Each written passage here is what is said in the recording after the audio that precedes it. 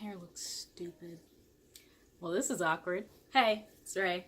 Welcome to Ray's Days. So this video is basically just going to be about stuff that you need to do to prepare to go to Japan. If you're going to study there, not just for a vacation. Step number 1 is pretty obvious. Passport. The only thing I will recommend, ask the person at the post office how long it typically takes to get your passport back in the mail. Because originally I thought I was going to Japan last semester, but I'm actually going this semester, and it was kind of like a last minute rushing thing. So I was going to have it express shipped, but she said it honestly takes usually 2 weeks for your passport to come without the express shipping. Express shipping is about $65 extra. So if you don't have to spend it, don't spend it. Step 2, COE. So COE stands for Certificate of Eligibility, and basically it is a document that you will receive after you have proved that you are financially stable to live in Japan for a certain whatever period of time that you're living there for. There was a lot of documents that went along with this. Process is honestly kind of complicated. But if you go through Temple like I did, they make it pretty simple. They fill out most of it for you. So there's the actual application, so you don't really have to do much except fill out your own personal information. There was documents that you had to submit regarding your financial situation. So basically, the easiest route to go about it is to just go to the financial aid office and have them give you proof of how much money you will be receiving from financial aid. The total amount of money that you have has to add up to at least $9,000. If all of the money that you're getting in financial aid, including like loans, scholarship, grants, all of that, if that adds up to at least $9,000, once you prove that, you don't have to worry about anything. However, if it doesn't, you're going to need to submit bank statements and things like that to also prove your financial stability. You're also going to need to send a passport size photo. I think it asks for 2 actually. You're going to need to send a copy of your passport. Basically, you submit all of these materials to Temple, and then they will send it to the Ministry of Japan for you. And when it comes back, most of this is in Japanese, but there are people in the world who can read Japanese, believe it or not. So I don't know how much of this is private. It's basically just proof that you provided all the documentation necessary. You need to apply for a certificate of eligibility before you can apply for a visa. That process took about 3 months. So I submitted it probably in the beginning of May, and I didn't get it back until the end of July. So you need to make sure that you do this on time. There is a deadline by the middle of May, but I would just do it as quickly as possible. So when you apply for your visa, you need to send passport size photo of yourself, which needs to be glued to the application. It specifies glued. It says don't tape, don't staple, don't paperclip it. You need to glue it, because if you don't glue it, there's a chance that they're going to lose it. And it happened to a couple of people that I talked to because they decided they were going to tape it or staple it, and it ended up coming off. And basically it just makes the process take longer, because then they will email you or call you and ask you to send another photo. But I sent mine. It came back the next week. It was very fast. Your student visa, basically, it looks like a passport. It's like they photocopy it or they glue it into your passport. They also stapled my COE into my passport. I'm going to keep it stapled. Some people took it off. I think it's easier to just leave it. Basically, when you apply for your student visa, so you need the passport size photo. You need a copy of your passport. You need to send your original COE and a copy of your COE. You need to send a copy of some form of ID, so either your driver's license or your state ID. And you need to send the application, and you need to send a paper that also states that if they lose anything, that it's not their fault. It's like a waiver you have to sign. I sent it on a Friday. It came back the next Friday. It was very fast. I was uncomfortable with sending my passport in the mail, but everything came back fine, so I wouldn't worry about it. Now, where you're sending this to, you're not sending your student visa application to Temple. You send it to the consulate. So you'll send it, if you live in PA, you'll send it to the New York consulate. If you don't live in PA, you just have to look it up which consulate covers your state, but New York is the one that covers PA, so you're sending it to the New York consulate. You also need to include a return envelope so that they can send your passport back to you. That's very important. Don't forget to do that. Don't forget to do that. Another step. If you are going through Temple like I am, they automatically sign you up for international health insurance because obviously you can't use your US insurance in a different country. It doesn't really make sense. There's a website called International SOS, which even if you're not signing up for the health insurance through them, I recommend that you check it out. It just has a lot of helpful information. They have news that's going on in whatever country you're going to.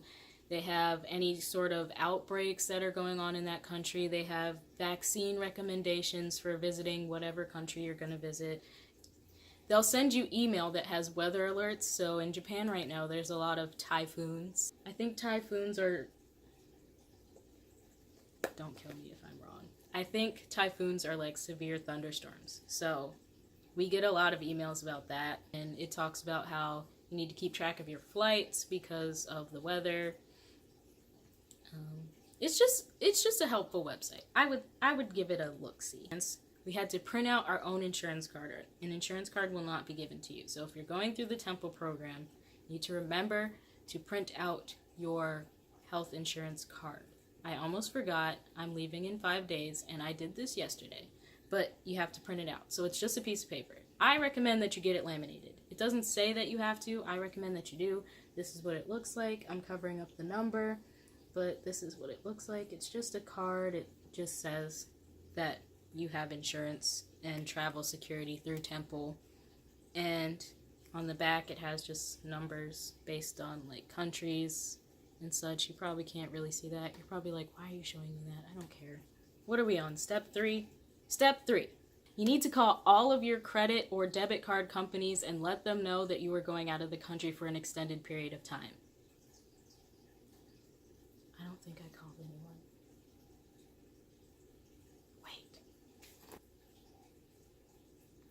Hello? Because if you suddenly go to a different country and start using your cards, if your bank cares about you, your cards are probably going to get frozen so that you can't use them because of suspicious transactions. And making international calls is expensive. And just trying to figure all of that out while you're already abroad it's a lot. I would recommend that you just, before you leave, make sure that you call everyone and tell them you're going to be abroad and for how long you're going to be there. And if you're planning any trips outside of whatever country that you're supposed to be studying in, let them know of that as well, so that this is something that you just don't have to worry about. For Japan in particular, Japan is a cash country. In Tokyo, it probably won't be as bad. However, there are a lot of places that do not have, from what I have been told. I may be wrong. This is what I have been told. There are a lot of places that don't have like credit card and debit card swipes. It's a cash country. So we were told when we go to the airport, we need to have between $500 and $1,500 in US money, worth of Japanese money in cash, like on us. The best way to do this, I recommend not doing it at the airport. Exchanging money at the airport is expensive because the fees are higher at the airport. If your bank does currency exchange, I would recommend doing it through your bank.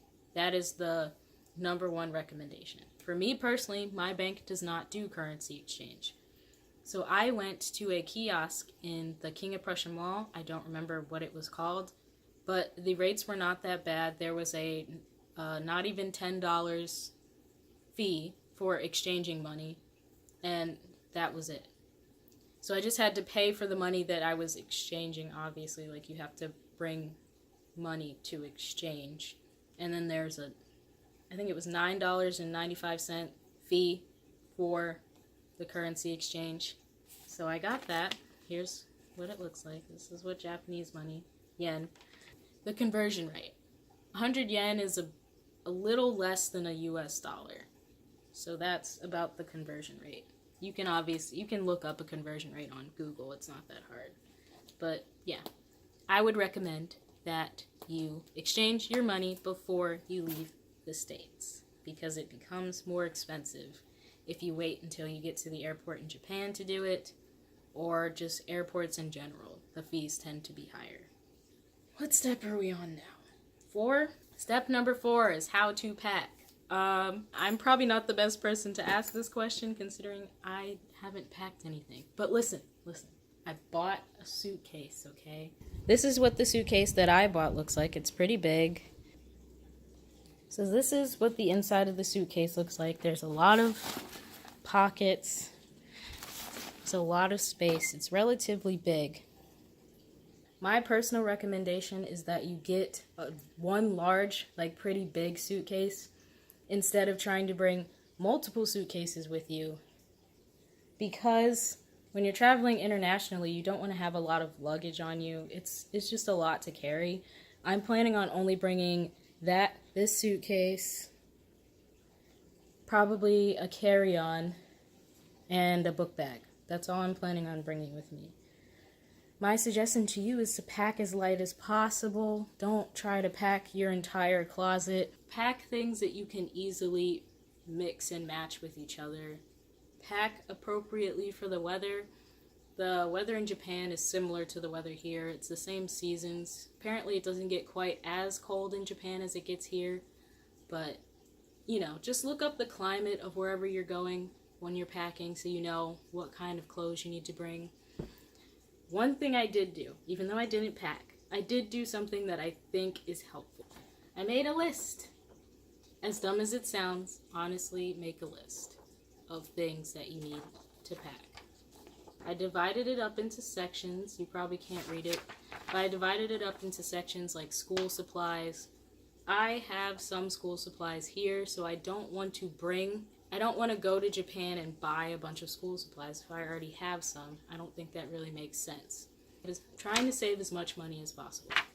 So the school supplies that I know that I already have here, I put on this list to make sure that I bring them. A toiletry list. I know my toiletry list looks very long. It's all going to go in the same bag, but I wrote it individually to make sure that I bring everything, and I think that's a good idea. Is not just to say, oh, toiletries. Like, list your toiletries, exactly what you need. Toothbrush, toothpaste, face wash, washcloths, whatever. I put electronics on here, you know, cell phone, chargers, portable chargers. I made sure to make a list of documentation that I need to bring. This list seems very long, but honestly, most of this stuff is being contained within one thing. So I put, you know, my ID, my passport, your insurance card, visa, COE, work permit. Like, most of this stuff is in my passport, but I put it individually just to make sure that I have everything. You need to keep a copy of your passport on you at all times while you're out. So while you're going to school, while you're hanging out with friends, you need to have a copy of your passport on you. The reason that I'm saying this is because I was told that in some situations, like if you were to hand them your if they ask for your ID and you hand them your U.S. driver's license, they're going to say they don't accept that as identification. So passport is basically like universal identification. There's no place where you would go in which your passport would not be accepted as identification. I will probably include a clip of me actually packing when I pack, which probably won't be until tomorrow because I am a procrastinator. But I'll include a clip of that in this video. If I do, when I snap, it'll go to that, and if I don't, then I'm just gonna look like an idiot. So let's see.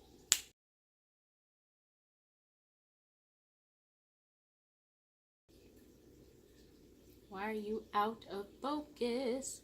Focus on me. Focus on me. Can't believe I'm gonna say this. Anyway, that's the end of this video. Make sure to like, subscribe if it was helpful for you. Okay, I'm gonna end this video. I'm done. Ugh, bye.